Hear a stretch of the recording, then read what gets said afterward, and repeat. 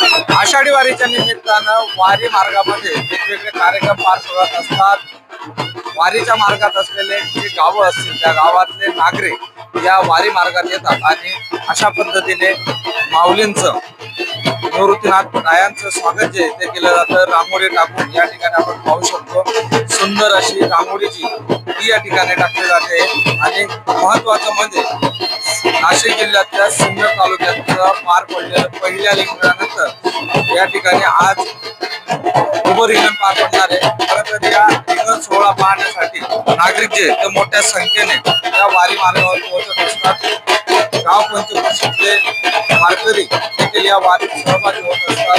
खरं तर सुंदर अशी रांगोळी ती या ठिकाणी टाकण्यात आलेली आहे आणि एकूणच माऊलींच्या दर्शनासाठी विश्वगुरु यांच्या दर्शनासाठी एक जय्यत तयारीची ती या ठिकाणी केली जाते।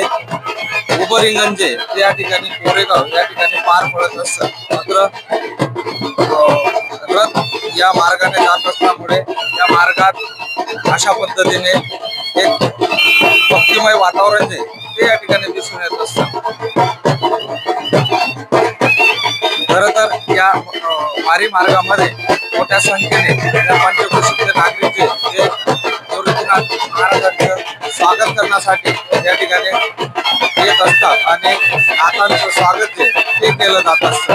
सुंदर अशी रांगोळी टाकून या सोहळ्याचं आणि या वारीचं या ठिकाणी महत्व जे ते आपल्याला दिसून येते।